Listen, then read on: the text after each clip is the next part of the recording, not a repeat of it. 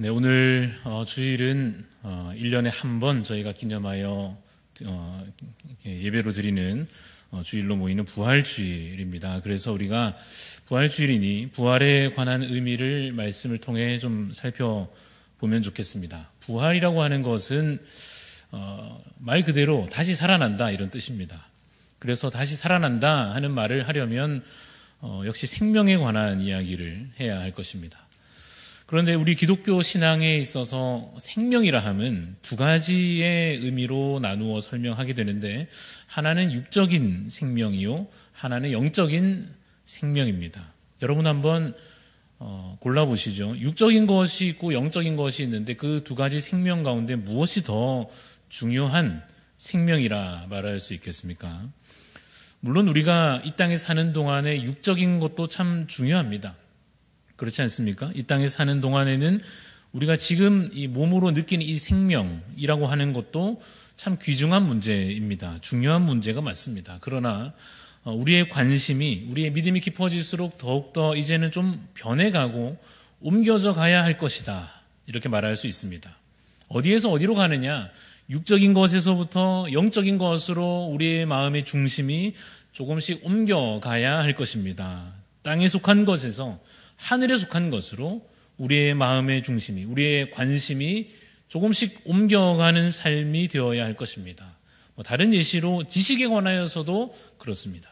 지식에 대해서 우리가 어렸을 때부터 학교 공부 열심히 하고 이것저것 많이 배우고 하면서 이 땅에서 사는 동안에 우리가 무언가 배우고 또한 그것을 행하고 누릴 것에 관하여서 그 세상적인 지식에 대해서 중요하게 여기겠습니다마는 우리에게 믿음이 깊어질수록 어떻습니까? 물론 그러한 지식도 삶에 필요하고 중요하겠으나 영적인 지식이야말로 진리이며 생명이며 귀한 것이구나 하는 마음으로 우리의 마음이 그 영적인 것을 향해서 변해가고 옮겨가지 않겠습니까? 건강에 있어서도 마찬가지겠지요. 우리의 건강에 있어서 육적인 건강 얼마나 중요합니까? 그래서 챙겨 먹고 쉬기도 하고 운동도 하고 할 텐데, 우리의 믿음이 깊어질수록 마찬가지, 육적인 것에서부터 영적인 것으로. 그럼 영적인 건강은 무엇이냐라고 한다면 그것이 말씀에 관한 것이요, 기도에 관한 것이며 하나님과의 관계에 관한 것이구나 깨달아가며 영적으로 건강한가 체크하고 관리하고 이 문제로 더 옮겨가야 할 것입니다. 그래서 오늘 우리가 이야기하는 부활, 그 생명에 관하여서 마찬가지로 육적인 그 생명이 중요하다 할지라도 영적인 생명이 무엇인가 더 관심 가지며 그것으로 우리의 삶의 중심을 옮겨가야 할 것입니다. 여러분, 영적인 생명이 무엇입니까? 성경에서 말씀하시기를 영적인 생명이란 하나님과의 관계를 말합니다. 무엇을 말한다고요? 하나님과의 관계입니다. 하나님과의 관계가 좋으십니까?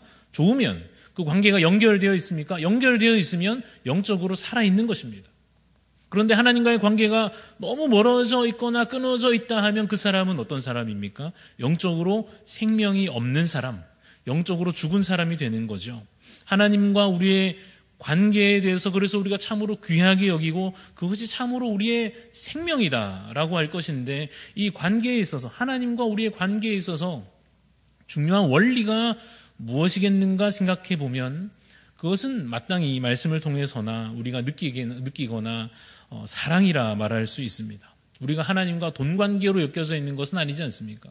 하나님과 무슨 우리의 엄청난 봉사와 무슨 일하는 것과 어떤 수고와 이런 것으로 연결되어 있기보다 하나님과 우리의 관계의 핵심은 사랑이라 말할 수 있습니다. 그래서 여기까지 이제 딱 요약하면 이렇게 됩니다. 부활은 무슨 문제죠? 생명의 문제입니다.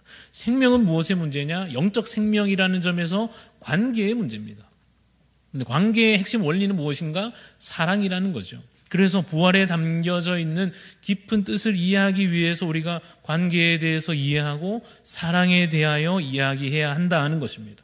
그래서 여러분, 성경 본문 가운데 사랑에 대해서 가장 생생하게 보여주고 가르쳐주는 본문이 오늘 우리가 읽으려 하는 호세아서입니다. 호세아서 1장 2절 말씀을 혹시 여러분 성경으로도 좀 보시고 앞에 띄워지시면 같이 보시면서 호세아서 1장 2절 말씀을 제가 읽어보겠습니다. 여호와께서 처음 호세아에게 말씀하실 때 여호와께서 호세아에게 이르시되 너는 가서 음란한 여자를 맞이하여 음란한 자식들을 낳으라 하십니다. 좀 황당하게 들리기도 하고 참 어렵게도 느껴지는 그 말씀을 호세아 선지자에게 하나님께서 하십니다. 여러분, 우리가 살면서 그냥 넘어가지는 일도 있지만 참 그러기 쉽지 않은 일도 있죠. 인간관계에 있어서 누가 나에게 무슨 잘못을 하더라도 내 마음에 좀 가볍게 넘어갈 수 있는 일도 있지만 그럴 수 없는 좀 중요한 좀 그런 어려운 일도 있지 않습니까? 부부간에 마찬가지로 서로에게 부부간에 서로 부족한 면이 있다 보니까 실수를 할 수도 있고 그렇지만 그러나 결코 가볍게 넘어갈 수 없는 중대한 문제도 있기 마련인 것입니다. 그것이 무엇이냐 하면 그것은 사랑에 관한 것이고 신뢰에 대한 것입니다. 여러분, 부부가 서로 부족하여도 서로 연약하여도 그래도 함께 할 수 있는 것은 상대방이 그래도 나를 사랑한다고 믿기 때문에 서로 부족한 점이 있지만 함께 할 수 있는 것이지 않습니까? 배우자가 있으시다면 이 사람이 나를 사랑한다 라고 믿으십니까? 목사님, 이 나이에 무슨 사랑입니까?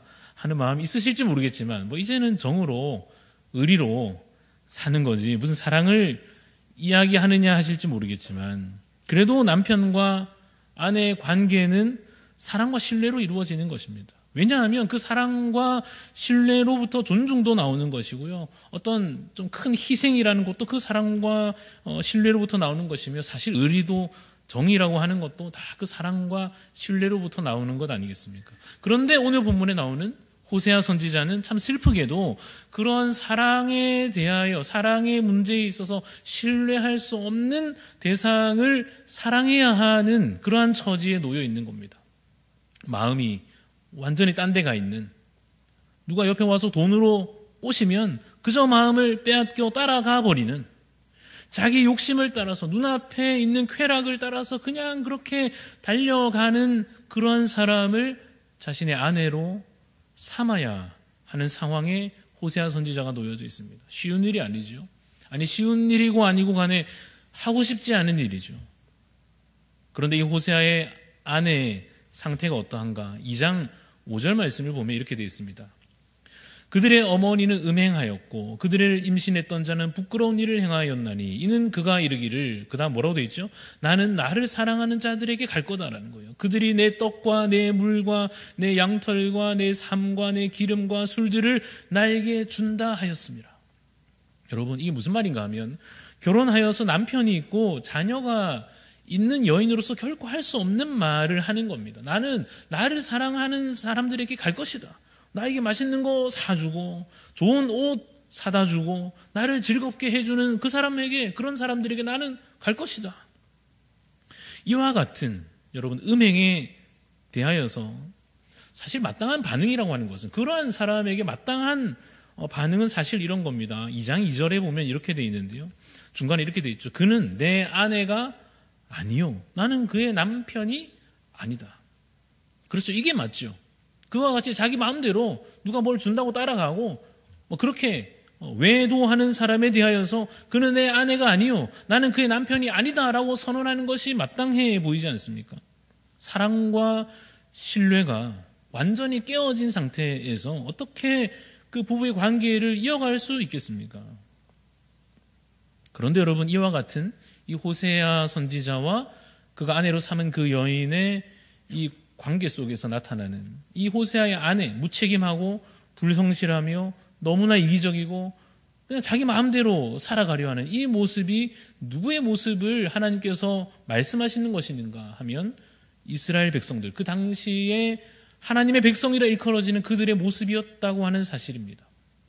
하나님께서 애굽에서 그들을 이끌어내셨습니다. 그들을 자유케 하여 주셨습니다. 비옥한 땅을, 농사 잘 되는 먹고 살기 좋은 땅을 그들에게 하나님께서 주셨습니다. 온갖 기적을 통하여서 그 과정 속에서 하나님의 능력을 나타내셨습니다. 그래서 먹이시고 그들을 입히시고 적들과 싸웠을 때 이기게도 해주시고 어떻게든지 그 땅에 잘 도착해서 이른 비와 늦은 비로 농사 잘 되도록 해주시고, 그래서 먹을 양식이 풍족하게 해주셨습니다. 필요한 것은 무엇이든지 부족함이 없도록 하나님께서 이스라엘 백성들에게 다 채워주셨단 말이에요. 그런데 이스라엘 백성들이 어떻게 했는가? 다른 데 눈을 돌렸습니다. 이제 땅에 정착해보고 나니 먹고 살만하니까, 나라가 이제 좀 전쟁도 그치고 평화로워지니까 한눈 팔기 시작하는 겁니다. 그래서 이방 민족들의 악한 그 풍습과 종교를 막 부러워하고, 야, 저거 참 좋겠다. 야, 우리도 저거 한번 해보자. 따라하고, 심지어 그 속에 함께 가서 뒤섞이고 그것을 즐겨 행하게 되기까지 했습니다. 그래서 바알과 아세라와 온갖 악한 우상 숭배에, 심지어는 자신의 자녀를 태워 죽이기까지 하는 그러한 악한 우상 숭배들에 가담하여 그 영적 생명을 다 빼앗기고 말았습니다. 하나님은 그들을 사랑하여 신부로 삼으셨지만 그들은 그 사랑을 저버리고 자기 욕망을 채우기 위하여 세상의 길로 가고 말았습니다. 그러므로 그들에게 마땅한 말씀은 사실 아까 읽었던 2장 2절 말씀대로 그는 내 아내가 아니요, 나는 그의 남편이 아니다 하는 이 선언이 사실 더 마땅해 보입니다. 버림받아 마땅한 것이고 멸망당해 마땅한 상황입니다. 그런데 하나님께서 그러한 상황 가운데 그 관계를, 그 백성과의 관계를 끊기를 원치 않으시더라 하는 것입니다. 회복시키시기를 하나님께서 원하십니다. 버리지 않으시고 내쫓지 않으시고 그들을 어떻게든 다시 살리려고 하십니다. 그래서 어떻게 하시는가? 2장 6절 말씀 보시면요, 호세아서 2장 6절 말씀이 이렇게 되어 있습니다. 그러므로 내가 가시로 그 길을 막으며 담을 쌓아서 그로 그 길을 찾지 못하게 하리니, 못 가게 하는 거죠. 세상으로 달려가려 하는 그 길을 하나님께서 막으시는 것입니다. 우상을 향하여서 막 이렇게 달려가려 하는 그 길을 담을 쌓아서 하나님께서 차단하시는 것입니다. 2장 13절 말씀에 나를 잊어버리고 향을 살라 바알들을 섬긴 그 시일대로 내가 그에게 벌을 주리라. 여호와의 말씀이니라. 잘못한 것에 대해서 하나님 앞에 그들이 범죄하고 우상 숭배하며 하나님을 떠난 그 죄악에 대하여 분명하게 짚으시고 그 죄에 대해서 무섭게 하나님께서 분명히 벌하십니다. 그러나 거기에서 끝나지 않고 중요한 것은 그 다음이 무엇이겠는가 하는 것입니다. 2장 14절 말씀 보이시면 같이 한번 읽어봅시다. 시작. 그러므로 보라, 내가 그를 타일러 거친 들로 데리고 가서 말로, 갑자기 분위기가 바뀌어서 말로 위로한다 하십니다. 내 아내가 아니다, 그는 더 이상 나와 관계가 없다 라고 해야 마땅한 그를 담을 쌓아서 못 가게 하시고 세상의 길로, 우상의 길로 못 가게 막으시고 그를 벌하시고 그 진노를 바라시는 것 같은데 어떻게든지 그를 다시 데려와서 토닥이며 위로하시는 것입니다. 여기 거친 들로 데리고 간다 하는 것은 마치 그 이스라엘 백성들 그 옛날에 광야로 하나님께서 자유롭게 이끄셨던 그때를 추억하게 합니다. 이어지는 15절 말씀도 보시면 15절 같이 읽어보겠습니다. 시작.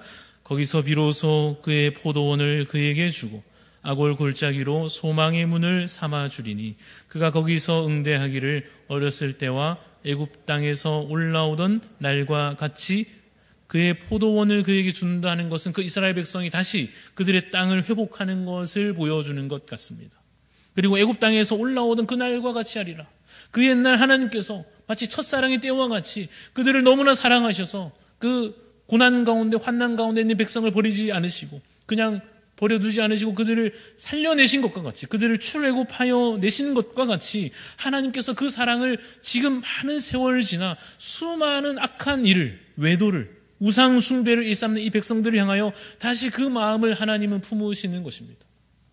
내 백성이니 내 아내와 같고 내가 사랑하는 이들을 내가 다시 반드시 회복시키리라. 내가 그들을 위로하여 그들에게 다시 땅을 주고 그들을 다시 그 옛날과 같이 하리라 하십니다. 그런데 여러분, 우리 하나님은 그런 분이시라고 해도 이 호세아 선지자는 무슨 고생입니까? 아니, 어떻게 그를 용서한다는 말입니까? 그렇지 않습니까? 어떻게 다시 그 사람을 다시 품는다는 말입니까? 자기가 싫다고 가버린, 다른 거 좋다고, 다른 사람 좋다고 그렇게 떠나버린 그를 어떻게 다시 데려오고 품어주고 사랑한다고 말할 수 있다는 말입니까? 그래도 그가 선지자로서 순종합니다. 하나님께서 그렇게 행하라 하시는 대로 행하여 순종합니다. 아내를 다시 데려와 위로하고 먹이고 입히고 안아줍니다. 그러면서 이 호세아 선지자가 누구보다도 먼저 깨달았을 것입니다. 아, 이것이 하나님의 마음이구나. 이것이 이 백성을 향한 하나님의 심정이구나. 이렇게도 하나님께서는 아프셨겠구나. 하나님께서는 이렇게도 이 백성을 사랑하시는구나. 하나님은 이렇게까지도 이들을 포기하지 않으시는구나. 그래서 호세아서 2장 16절 말씀에 이렇게 기록하죠. 여호와께서 이르시되 그날에 내가 나를 내 남편이라 일컬을 것이다. 다시는 내 바알이라 일컫지 아니할 것이다. 엉뚱한 이름 되지 않고 이제 나를 다시 남편이라 부를 수 있게 하겠다 하십니다. 아까는 분명 아니다 하셨는데, 그는 내 아내가 아니라 하셨는데, 이제는 다시 또 하나님께서 맞다 하십니다. 심지어 이제는 우리 2장 19절 20절 말씀, 이 말씀 우리 같이 한번 읽어보면 좋겠습니다. 같이 읽습니다. 시작. 내가 내게 장가들어 영원히 살되 공의와 정의와 은총과 긍휼이 여김으로 내게 장가들며 진실함으로 내게 장가들리니 내가 여호와를 알리라. 하나님께서 마음을 돌이키십니다. 사실은 아니라 했던 그 말씀도 매서운 경고의 말씀이었죠. 정말 그 관계를 끊으시는 것이 아니라 하나님께서 어떻게든 그를 다시 살리고자 하는 마음 가운데에서 경고하여 진노하여 말씀하시는 것입니다. 하나님의 마음에는 포기란 없습니다. 어떻게든지 다시 살려놓으시는 것입니다. 여러분, 이것이 바로 우리가 이미 주께 받은 사랑이요, 하나님께서 우리에게 맺어주신 그 관계이며, 이것이 부활 생명의 의미입니다. 우리가 다 죽은 채로 시작된 인생입니다. 육은 살았어도, 태어날 때 몸은 살았어도 영은 죽은 채로, 하나님과 끊어져 있는 채로 시작됐습니다. 이것이 원죄의 결과입니다. 그리고 우리는 안 그래도 끊어져 있는 그 관계를 더더욱 악화시키는 온갖 죄악들을 어려서부터 반복하며 사는 것입니다. 그러한 우리를 하나님께서 그 옛날 에덴 동산에서 아담에게 미리 경고하신 대로 정령 죽으리라 하셨는데, 죽은 것으로 그렇게 끝내지 않으시고 이제는 말을 바꾸시어 이제는 살리라 하시는 것입니다. 비록 너희가 불순종하고 악을 행하고 우상을 섬기고 세상을 따라가고 욕심대로 살아가고 교만하여져서 끊어져 마땅하지만, 죽어 마땅하지만, 분명 그래서 죽었고 그 관계가 사실상 끊어졌지만, 그래도 나는 너를 다시 살리리라. 나는 너를 다시 회복시켜서 내 아내로 삼고 내가 너에게 영원히 장가들리니 내가 여호와를 알리라 하시는 것입니다. 사랑하는 성도 여러분, 믿는 자에게 하나님께서 이 은혜를 주시는 것을 믿으시기 바랍니다. 죽은 자를 하나님은 살리십니다. 다시 데려와서 위로하시고 그 필요를 다시 채우시며 에덴 동산의 그 기쁨과 행복이 회복되게 하여 주십니다.